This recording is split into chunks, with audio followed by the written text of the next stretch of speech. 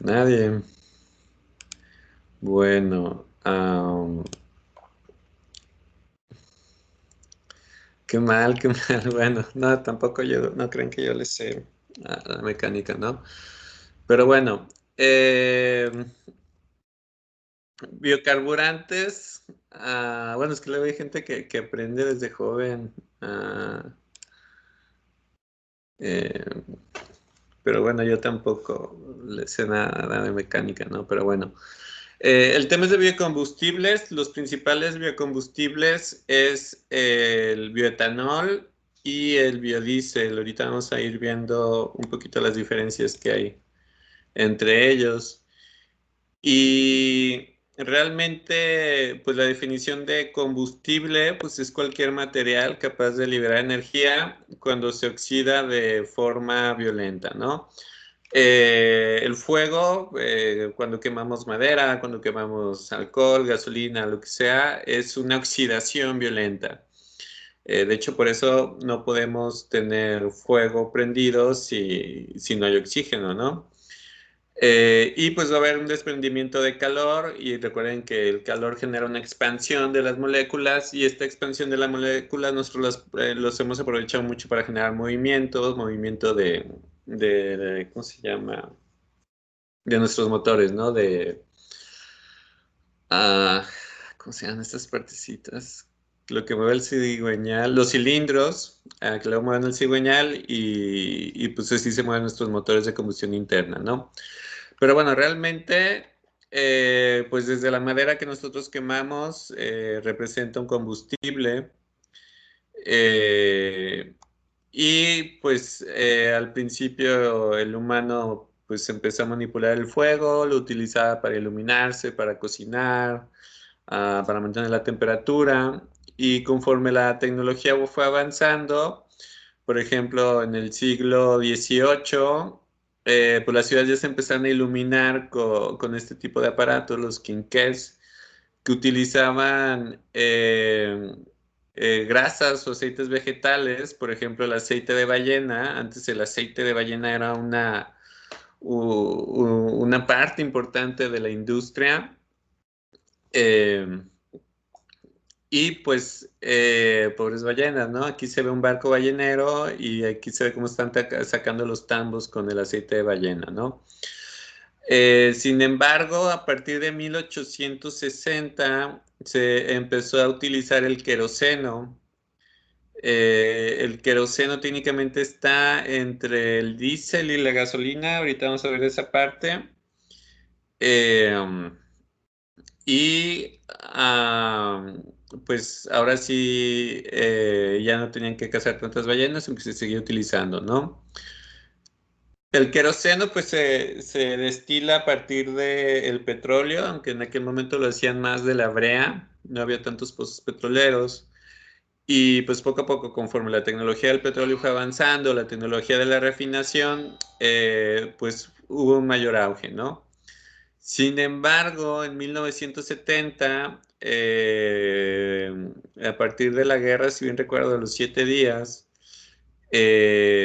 los biocombustibles tomaron mucha importancia porque en esa guerra, donde eran casi todos los países árabes contra Israel, o más bien Israel contra todos los países árabes, técnicamente, eh, pues en esa parte pues se genera creo que como el 60% del petróleo a nivel mundial.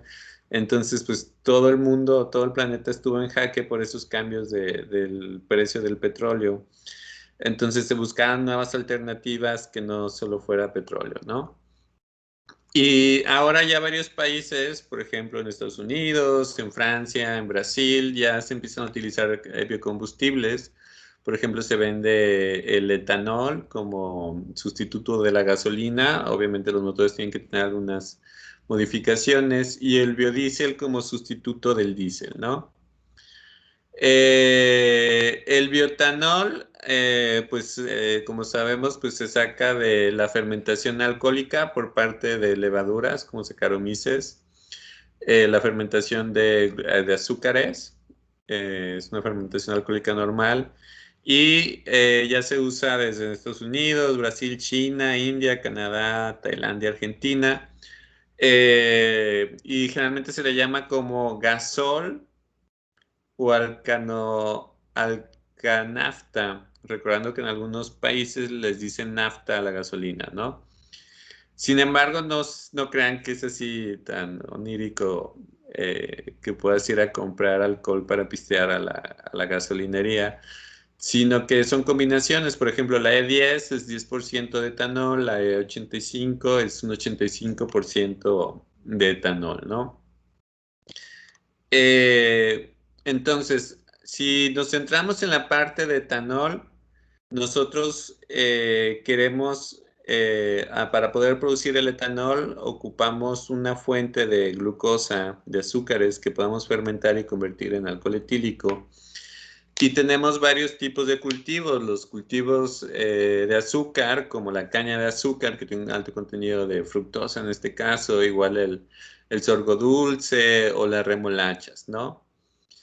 Pero también tenemos algunos cultivos que no tienen tanta azúcar como sí, pero tienen algo que nosotros podemos convertir en glucosa relativamente fácil, ¿no? Como son los cereales, como el arroz, el trigo, el centeno, el maíz, ¿no? ¿En qué son ricos estos cultivos, los cereales? ¿Qué es lo que más tienen? Que por eso nosotros los utilizamos.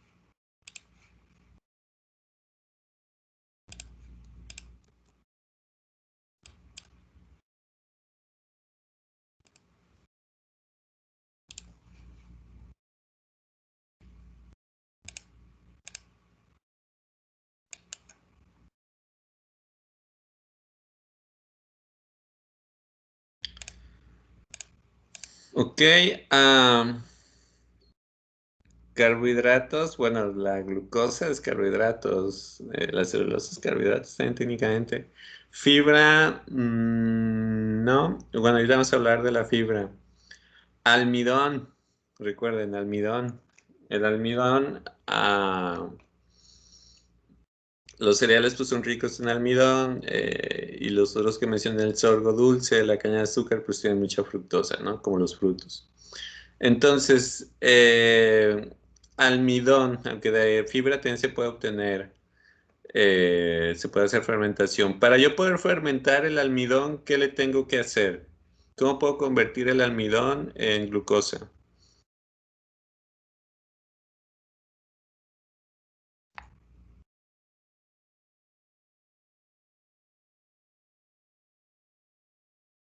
Exactamente, con enzimas, con amilasas. Yo puedo utilizar amilasas en bioreactores y el almidón lo voy a convertir en glucosa, ¿no? Pero bueno, estos son cultivos técnicamente de primera generación. Si luego ponen la generación de, de biocombustibles, ¿no? Luego tenemos algunos que ya estos se consideran de segunda generación, que son biomasa lignocelulítica. Ahora sí que es técnicamente pura fibra, ¿no? En este caso se puede utilizar madera o cualquier planta que genere mucha fibra. Por ejemplo, el hemp o el cáñamo. ¿Quién sabe? ¿Quién me puede decir qué es el cáñamo? ¿Cuál es el nombre científico o el género del cáñamo? Del cáñamo.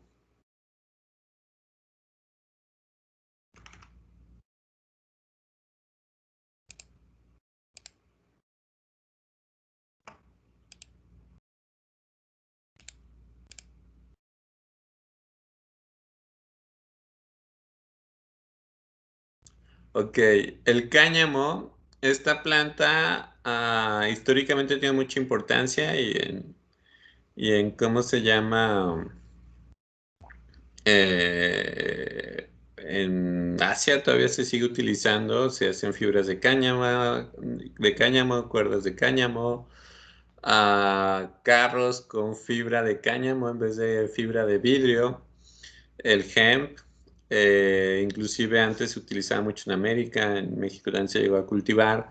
Por ejemplo, esta variedad industrial, pues se utilizaba para hacer las cuerdas de los barcos, los uniformes de los soldados en la Segunda Guerra Mundial creo que están hechos de cáñamo, las primeras Biblias de cáñamo, y es una planta que la variedad industrial que genera fibras muy largas y es muy fácil hacer cuerdas con estas, ¿no? Y cualquier cosa que se ocupe fibra como el papel, ¿no? Pero bueno, ¿cómo se puede obtener a partir de cultivos lignocelulíticos algo? Pues bueno, se puede pasar por un proceso. Entonces, estas plantas son ricas principalmente en celulosa, en hemicelulosa y en lignina, ¿no? Depende de cada uno de estos, ¿no?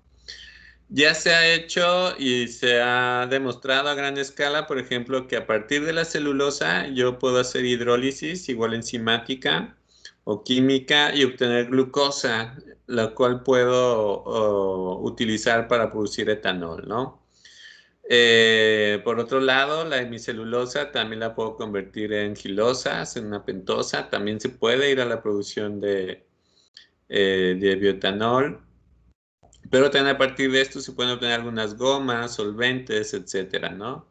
Y a partir de la lignina es un entramado más complicado que las dos que acabo de mencionar, pues también se pueden obtener algunos productos, ¿no? Pero bueno, no nos vamos a meter tanto en esto.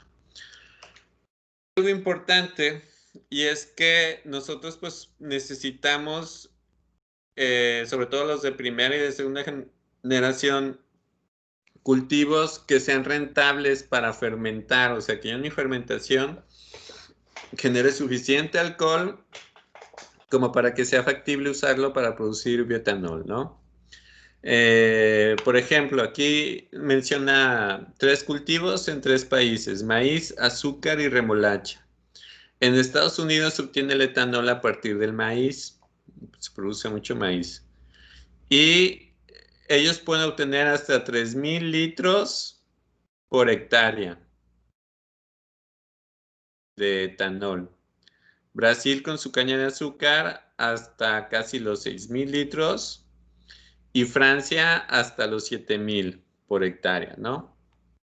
Ahora, nosotros, esos mismos cultivos, ahora vamos a compararlo por tonelada. O sea, si yo obtengo una tonelada de maíz, una tonelada de aceite, de caña de azúcar, una tonelada de remolacha, ¿cuál va a ser el rendimiento que tengo?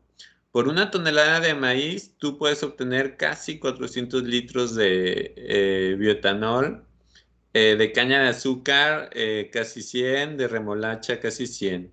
Entonces, si se fijan aquí el maíz, que es rico en almidón, pues sí puede producir bastante, ¿no? A lo mejor si lo vemos por hectárea, no tanto, pero si lo vemos por tonelada, realmente sí, sí es una buena producción.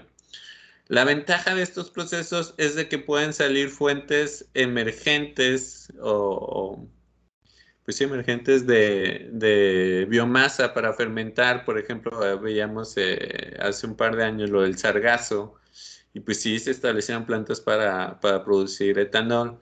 Sin embargo, no se puede depender de estas fuentes emergentes porque pues son estacionarias nada más, ¿no?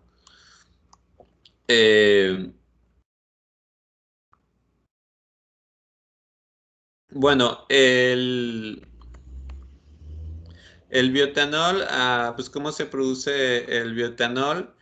Pues técnicamente estamos utilizando, como siempre, la energía del sol. Hay plantas que lo van a poder fotosintetizar, lo van a concentrar esa energía del sol en azúcares, en almidón, en fibra.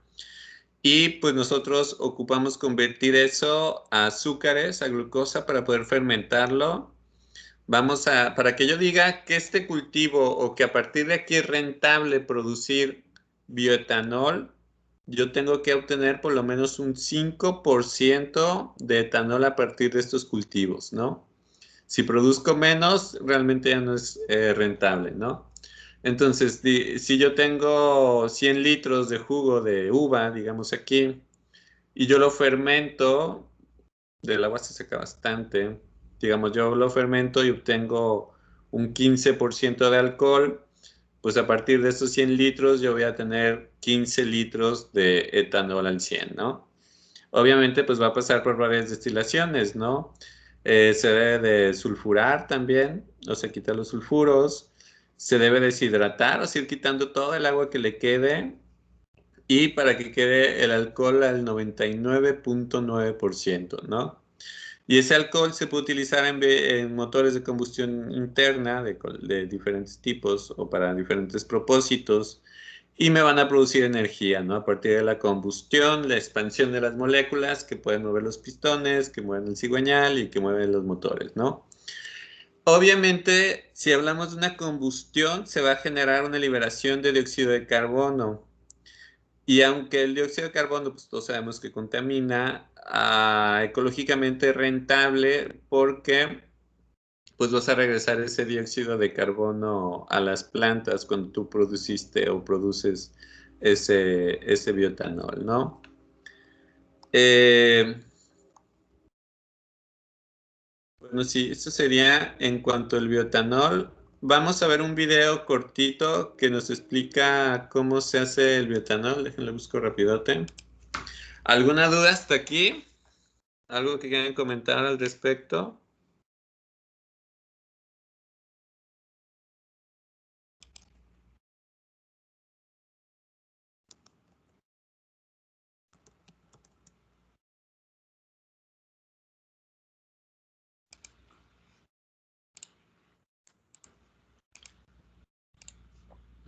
Muy bien. Bueno, dejen comparto el video.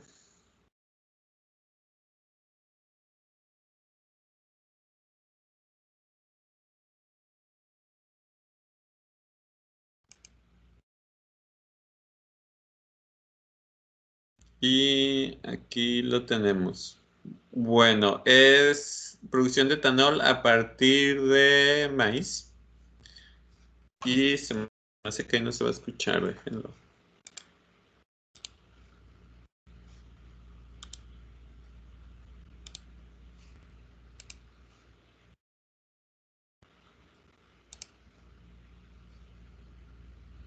Y va, me avisan si no se escucha.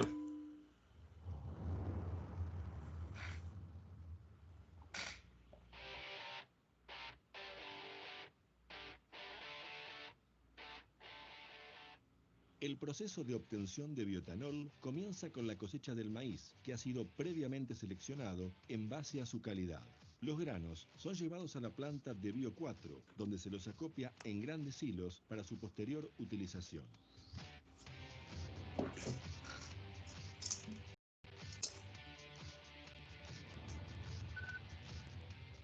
La molienda es la primera etapa del proceso. Allí se produce la rotura del grano, generando la exposición del almidón, que es el elemento principal para la fabricación de etanol. Al almidón que se obtiene de la molienda se le agrega agua y una enzima llamada amilasa. La amilasa es la enzima que producen las glándulas salivales para comenzar la digestión. Una vez disuelta en agua caliente, la amilasa transforma el almidón del maíz en azúcares simples o glucosa. En esta etapa y a lo largo de todo el proceso, Bio 4 realiza análisis químicos para cuidar la calidad del producto.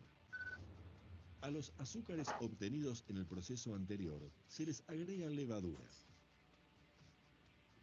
La levadura es un hongo que se alimenta de esos azúcares y los convierte en alcohol, liberando un gas llamado dióxido de carbono, que puede ser utilizado para la elaboración de bebidas gaseosas. El proceso de fermentación dura 60 horas, al cabo del cual se obtiene una mezcla que contiene 14% de alcohol.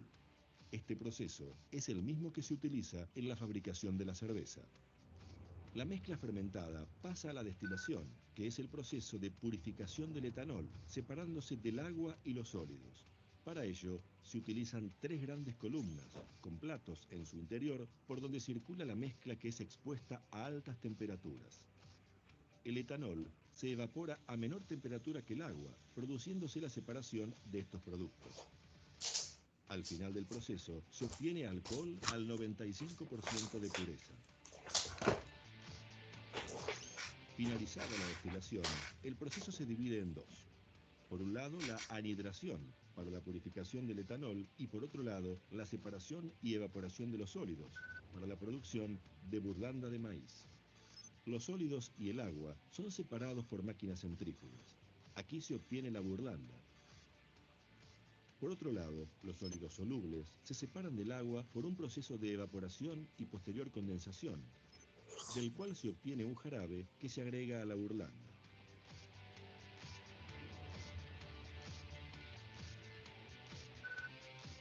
En la etapa de anidración, el etanol 95% se transformará en bioetanol 99,5% de pureza a través de los tamices moleculares que se encargan de retener el remanente de agua.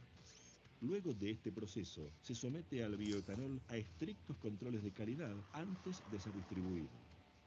La planta Bio 4 puede producir 80 millones de litros anuales de etanol, moliendo 650 toneladas de maíz por día.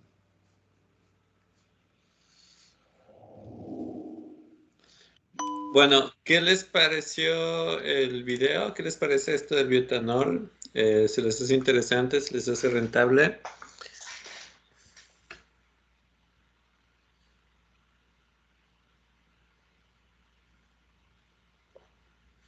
Entonces, hablamos que tiene muchas ventajas. ¿Qué desventajas le verían a la producción del bioetanol?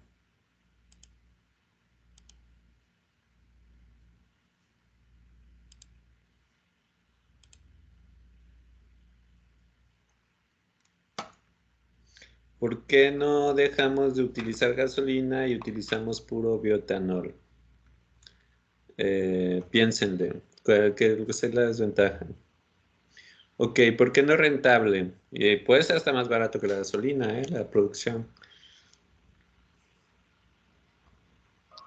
¿No es por las ganancias que les generan a las empresas petroleras, profe?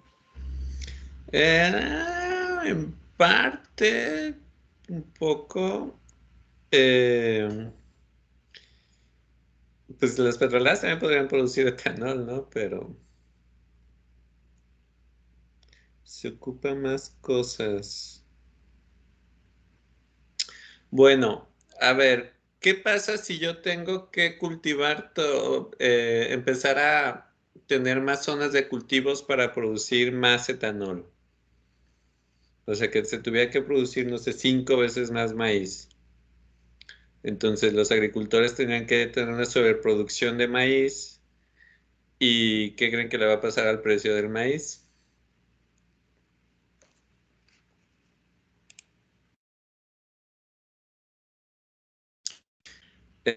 Bueno, inclusive se puede ir hacia abajo, porque si se hiperindustrializa la producción de maíz,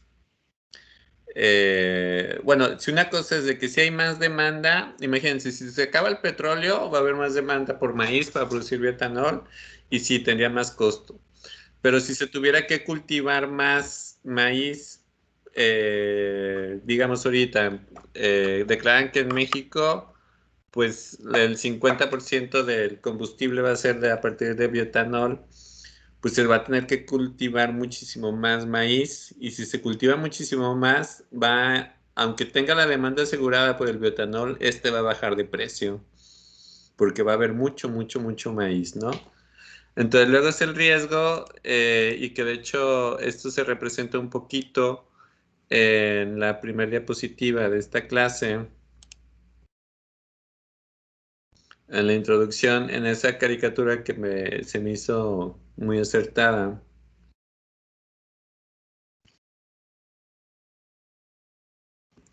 Véanla.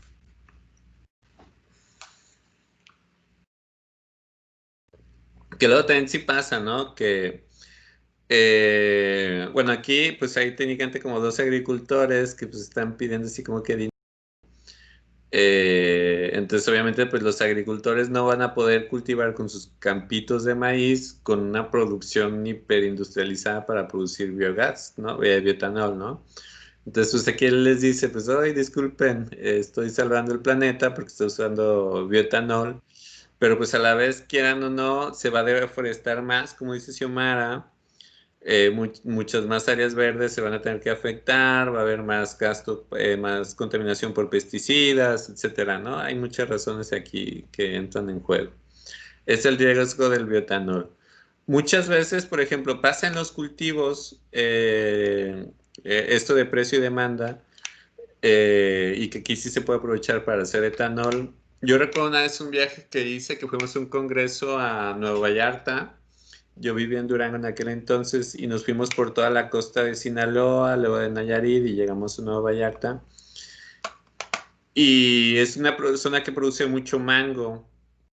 Entonces, meses antes o todo ese año, porque fue en noviembre, había estado lloviendo mucho, mucho, mucho, mucho llovió. Entonces, los campesinos tuvieron una sobreproducción de mango. Entonces, aunque no lo crean, a un lado de la carretera había montones y montones y montones y montones de mango. ¿Por qué creen que los agricultores tiran el mango en vez de venderlo?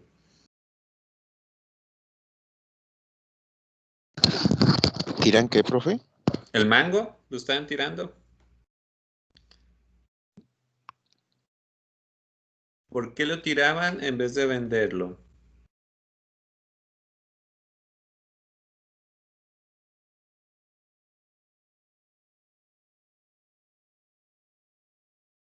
Bueno, porque como les digo, ese año se produjo tanto mango y si lo vendían todo, era una sobreproducción por el exceso de lluvia, y si lo vendían todo iba a bajar el precio. Y como dice Xiomara, pues la gente va a comprar el mango que consume al año, no va a comprar más. Entonces, pues los agricultores no van a tener las ganancias que ocupan, ¿no?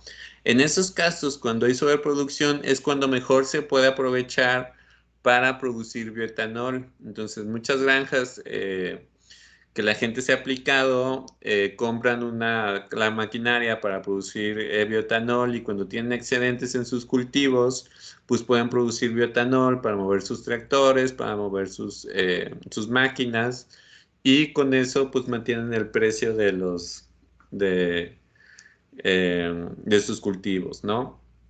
Pero sí, esto de la oferta y demanda está interesante. Por ejemplo, acuérdense que cuando empezó la pandemia, pues muchas fábricas ya no estaban produciendo, muchos carros ya no se estaban moviendo, e inclusive técnicamente el petróleo obtuvo, como había mucho petróleo y nadie lo estaba consumiendo en ese momento, inclusive para México tenía un costo negativo el petróleo que se tenía, ¿no? Pero bueno, es bueno que tienen esa parte de oferta y demanda. Bueno, el otro biocombustible del que estábamos hablando era el biodiesel. Y el biodiesel se obtiene a partir de una reacción que es una transterificación. Para esta reacción, pues yo voy a ocupar a los triglicéridos que están en los aceites vegetales principalmente. Se puede utilizar aceite rosado también. Y es una reacción súper sencilla. No debe de haber agua, debe de haber la mínima cantidad de agua, porque si no se convierte en una saponificación. Entonces se va a agregar metanol, de preferencia metanol que ya tenga hidróxido de sodio, y a temperatura de 50 a 60 grados centígrados más o menos.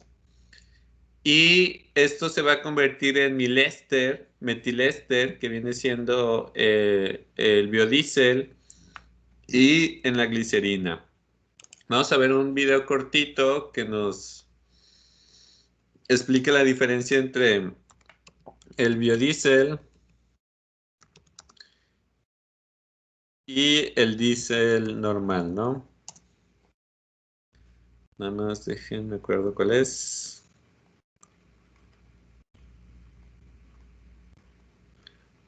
Yo aquí lo tenía en la mano.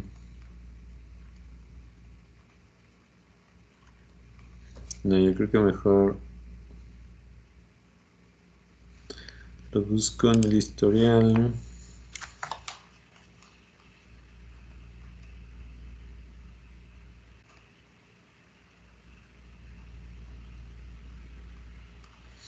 Bueno, y lo chido de ese video es de que también nos va a explicar un poquito de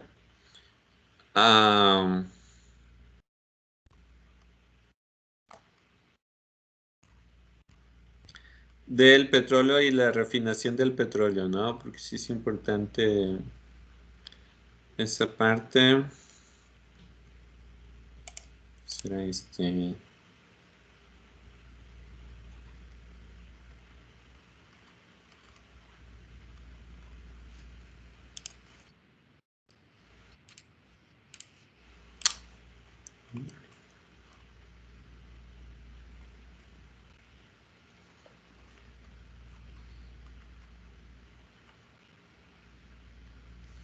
lo habrán quitado.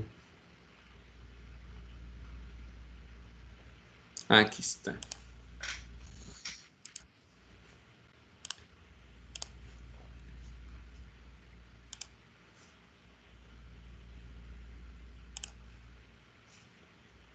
Bueno, y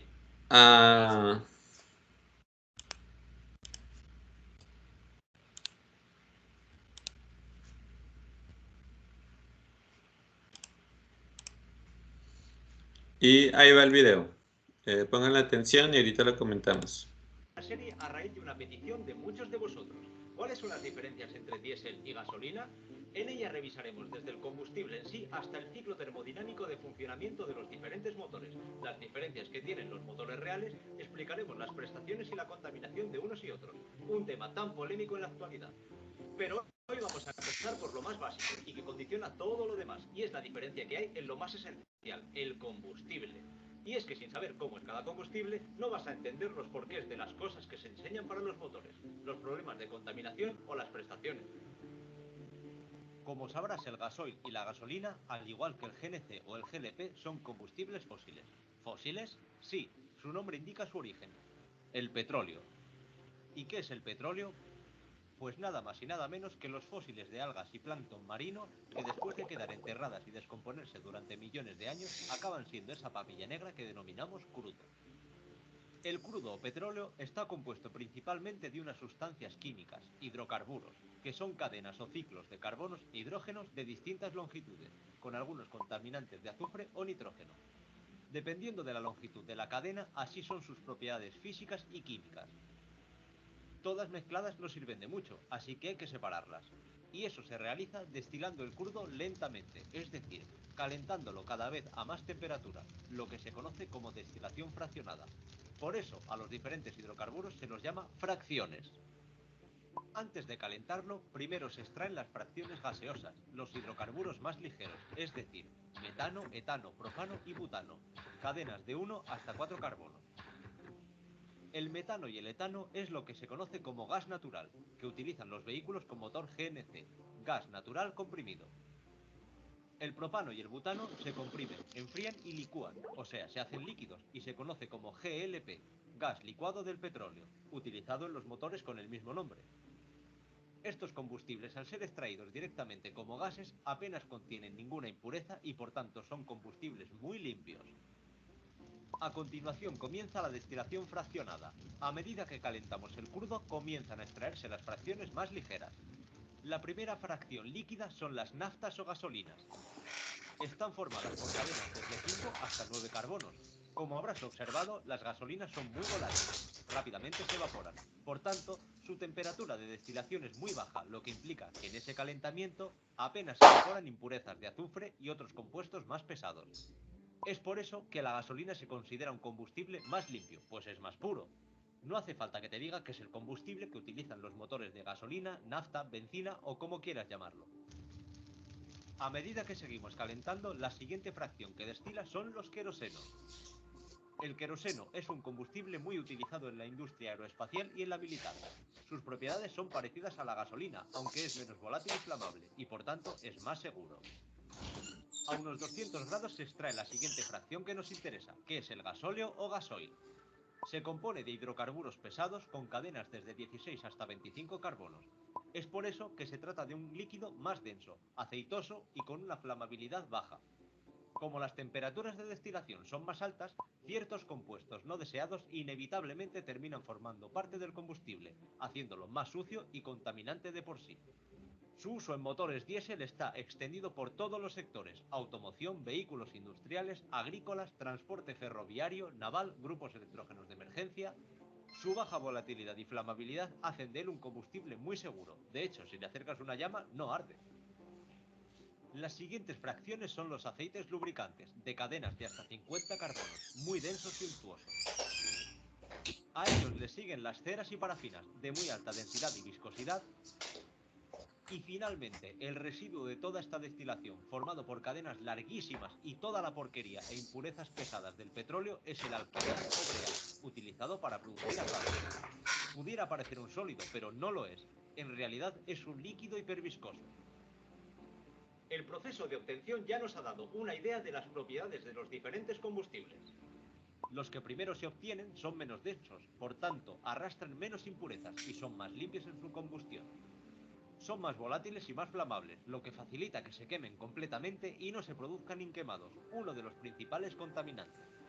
A medida que los hidrocarburos se hacen más densos y aceitosos, como es el caso del gasóleo, acumulan más impurezas y además son más difíciles de quemar, ocasionando contaminantes inquemados adicionales. Los gases GNC y GLP tienen poderes caloríficos ligeramente mayores. Por unidad de peso, la energía que contienen estos combustibles es mayor que, por ejemplo, la gasolina, y el gasoil aún peor. Cuanto más denso es el hidrocarburo, menor energía por unidad de peso. Podrías pensar que entonces un gasolina debería consumir menos que un gasoil, pues al ser más ligera tiene más energía por unidad de masa, ¿no? Aquí está la trampa, y es que los consumos se miden en volumen, en litros, y no en peso. Por tanto, si el combustible es más ligero, 1 kilogramo ocupa más volumen.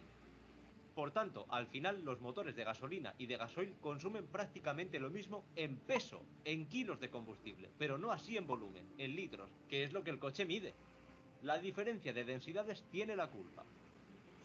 Un día hablaremos sobre la diferencia del combustible low cost y premium, o sobre el gasoil de automoción y el gasoil agrícola o gasóleo B. ¿Son lo mismo?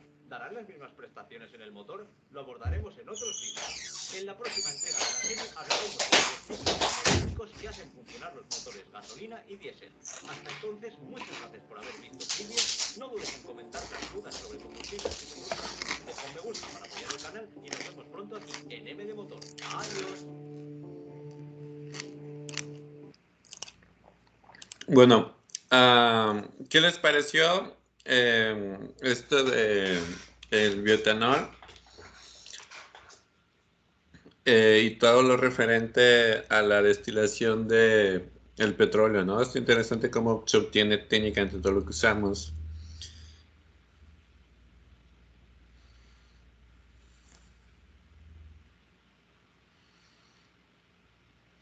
Exactamente, por ejemplo, eso es importante que a altas alturas no se congele, porque pues recuerden que mientras más arriba estés, está haciendo más frío, ¿no? Entonces, de hecho, los gases, las estufitas que uno usa para acampar, cuando subes una montaña, el gas es especial porque si no se congela, e inclusive la flama es más chica, digamos, a 4.000 metros sobre el nivel del mar, a que si la prendes aquí en la ciudad de Monterrey, que está como a 500 metros sobre el nivel del mar, ¿no? Pero bueno, entonces ya vimos diferentes utilidades y si se fijan, bueno, ahí no lo presentan tanto la similitud entre el biodiesel con el diésel normal, pero para eso vamos a ver otro videillo ya que estamos aquí.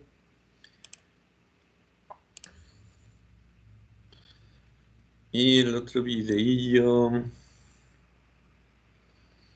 es este, que sigue hablando un poquito del biodiesel. Entonces, vamos a verlo.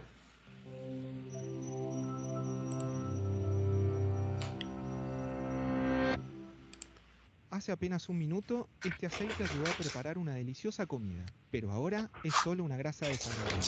¿Qué hacemos con eso? Pues lo más fácil sería tirarlo por el drenaje, para deshacernos, pero realmente no es así. Más bien está recolectando restos de comida y otras cosas, creando un tapón grasiento que atasca no solo la tubería, sino todo el sistema de drenaje, ocasionando inundaciones y contaminación.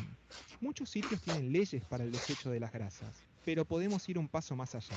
En vez de desecharlo de forma segura, podemos convertirlo en algo útil.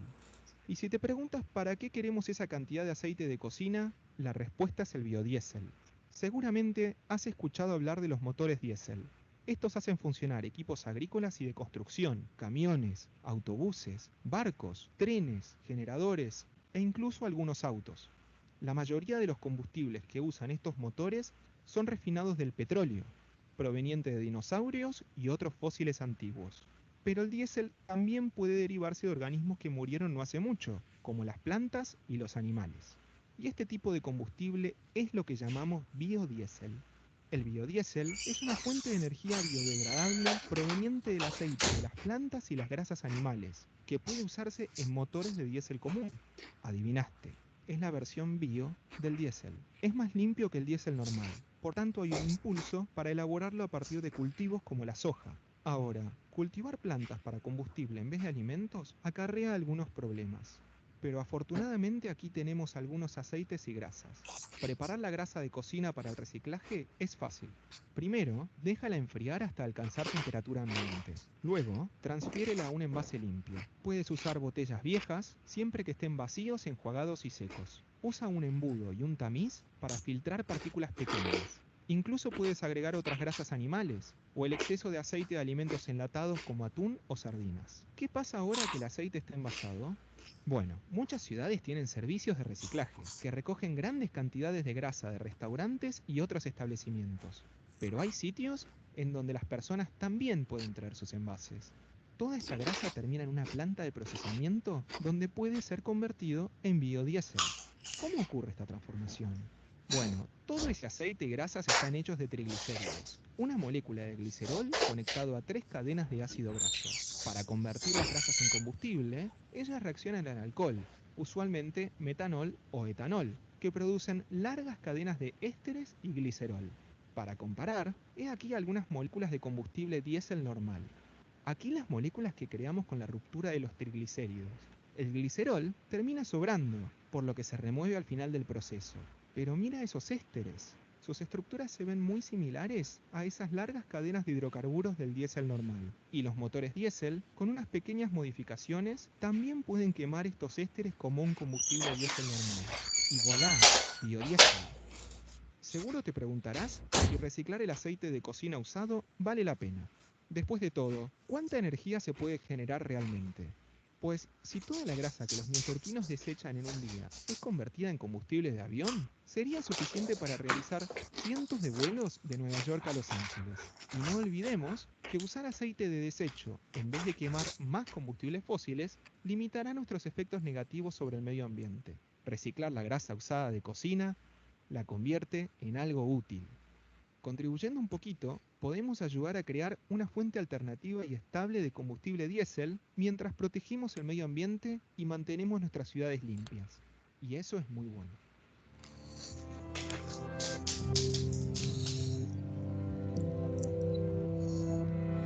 Bueno, aquí hay que recordar algo. Obviamente el video no es perfecto.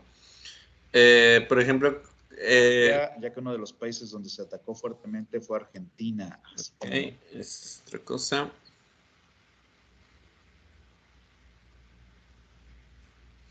Y a ver. Ya para finalizar la clase. Bueno, obviamente pues aquí dice que pues, se puede utilizar para avión. No se puede el biodiesel. Bueno, no, sí uno se ve, sí lo pueden utilizar. Pero bueno, diferencias entre la gasolina y el diésel o el biodiesel. Ya vimos que molecularmente es muy similar, pero, por ejemplo, la gasolina, si yo le echo un cerillo a la gasolina, va a prender luego. El diésel no, el diésel es más parecido al aceite. Y ¿Qué más? Por ejemplo, los carros que utilizan gasolina, pues prende a partir de la chispa que genera un pistón. Entra la gasolina, como es muy volátil, se revuelve fácilmente con el oxígeno que hay en el aire. Recuerden que el fuego es una oxidación muy violenta. Y el diésel no, el diésel se tiene que asperjar para que se pueda combinar bien con el aire, con el oxígeno y que pueda ser volátil y pueda generar esa combustión, ¿no? Un ejemplo de esto es el aceite que viene en Sprite. No sé si alguna vez han utilizado aceite que viene en Sprite. Si tú echas el aceite, digamos, en un vasito y lo intentas prender, no va a prender. Pero si estás cocinando, tienes el sartén y le echas el spray directamente y este pega con la flama, van a ver cómo va a prender porque está combinado con el aire, ¿no? A la hora de que se aventó como un spray. Bueno, hasta aquí dejamos la clase de hoy. Sí, como Sprite, que viene como comprimido.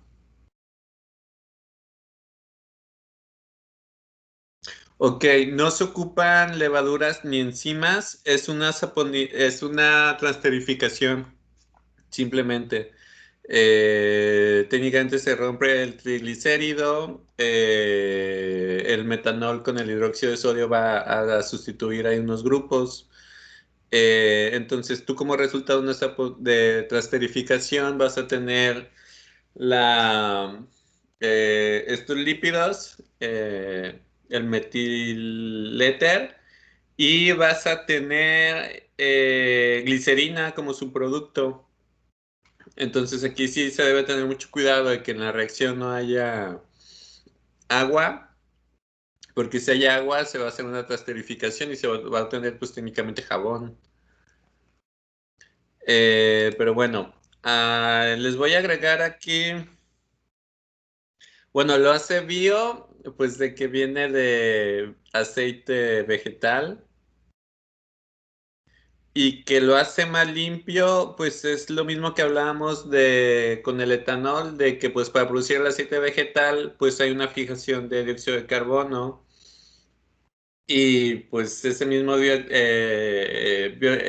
de carbono que se libera cuando tú lo quemas, pues es el que se utilizan las plantas para producir ese mismo aceite, ¿no? Pero sí, eso es técnicamente lo que lo hace más limpio. eh, o la huella de carbono que deja, ¿no? Que es negativa a la hora de producir y pues se equilibra al final, ¿no? Bueno, vamos a seguir hablando un poquito más de biocombustible en la siguiente clase y vamos a hablar ya vi que sí está en el temario técnicamente, lo de recuperación mejorada de petróleo utilizando microorganismos. Ya es un tema bien corto. Técnicamente la siguiente clase van a ser 20 minutos y vamos a ver dudas sobre el PIA, ¿no? Pues sobre todo porque es aceite vegetal, pero pues el aceite reciclado también funciona, ¿no? Ok, vamos a ver la presentación otra vez para ver lo del proceso. O bueno, como ya el tiempo es limitado y para que vean la sencillez con la que se hace el biodiesel, que de hecho es una práctica que hacemos en biotecnología ambiental y que de hecho mis alumnos de biotecnología ambiental van a hacer en clase. En sus casas, digo, les voy a dejar un video de cómo se produce el biodiesel de manera casera.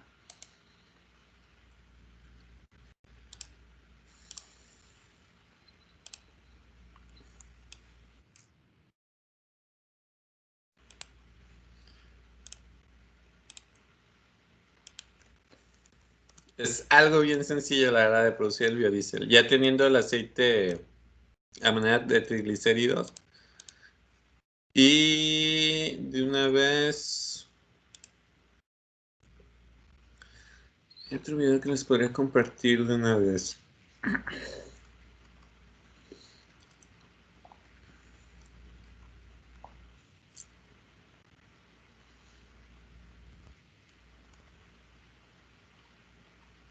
Pero bueno, igual lo comentamos la próxima clase, porque yo creo que ustedes ya se tienen que ir a su otra clase y yo tengo otra clase, ¿no? Sí, nos vemos la próxima clase. Entonces, hasta luego, que tengan bonita tarde y bonito fin. Cuídense mucho. Bye.